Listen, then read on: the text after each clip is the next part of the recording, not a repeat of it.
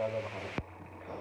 Bapa kami yang di surga, dikuduskan namamu, datanglah kerajaanmu, jadilah kehendak-mu di bumi seperti di surga.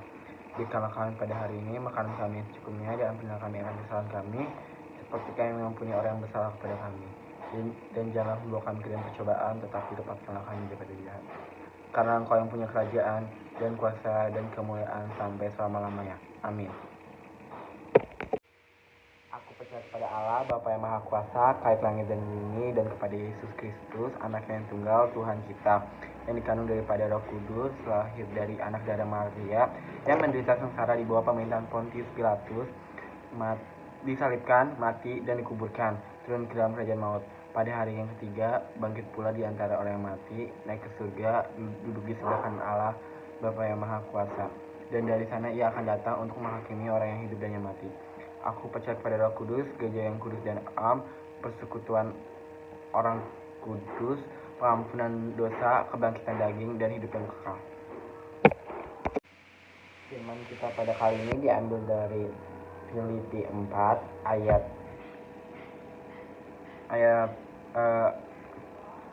4 sampai 7. Nasihat terakhir. Bersukacitalah senantiasa dalam Tuhan. Sekali lagi kukatakan, bersukacitalah. Hendaklah kebaikan hatimu diketahui semua orang. Tuhan sudah dekat. Janganlah hendaknya kamu khawatir tentang apapun juga, tetapi nyatakanlah dalam segala hal keinginanmu pada Allah dalam doa dan permohonan dengan ucapan syukur.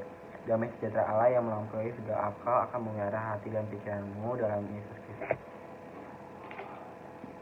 Jadi ini firmannya ini menceritakan tentang kayak rasa khawatir itu, rasa ketakutan itu wajar. Kita sebagai manusia emang pasti namanya dilingkupi oleh rasa itu. Tapi kita harus ingat kita punya Tuhan Yesus yang lebih besar daripada apapun, yang lebih kuat daripada apapun. Untuk apa kita khawatir? Karena percaya Tuhan Yesus selalu ada di samping kita, di setiap sisi kita, selalu menemani kita, nggak pernah mau ninggalin kita. Malah kadang kita yang suka ninggalin Tuhan Yesus. Dari sini kita belajar kan kalau ingat firman-firman tentang Tuhan Yesus yang bilang kekhawatiran dan ketakutan itu banyak banget yang untuk ngasih tahu ke umatnya kalau takut dan khawatir itu nggak ada gunanya. Contohnya itu kayak dari Tuhan Yesus meredakan anginnya ribut, saat murid-muridnya Tuhan Yesus ketakutan, Tuhan bisa nenangin angin ribut itu, dan malah Tuhan bertanya kepada murid-muridnya kenapa mereka takut dan cemas gitu. Padahal di situ ada Tuhan Yesus.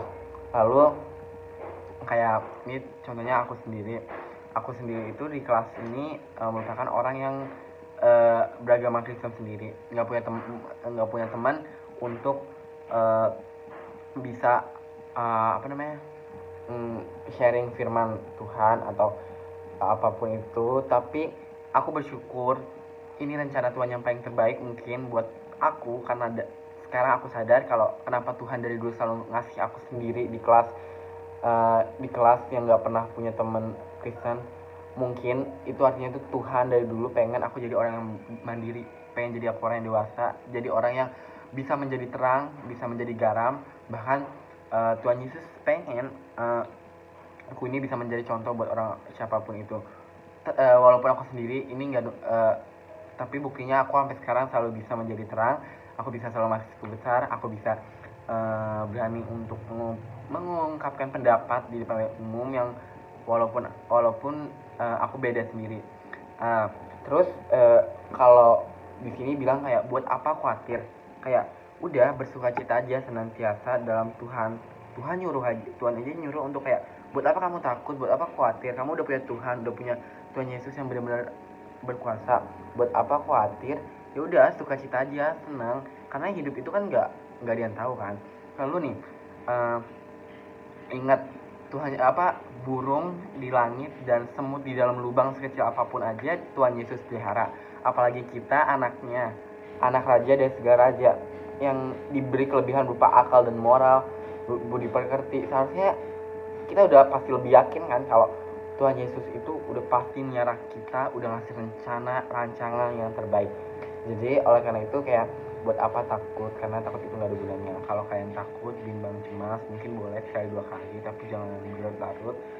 Ambil, kalau kalian lagi ngerasain hal-hal takut, cemas dan gitu, ambil Alkitab kalian, pakai handphone kalian buka YouTube buat nonton firman Tuhan, buat dengerin lagu-lagu rohani dan yang lain-lain, biar hati kita menjadi tenang lagi dan kita menjadi lebih jernih lagi untuk melakukan apapun ke depannya. Ya, itu aja. Terima kasih.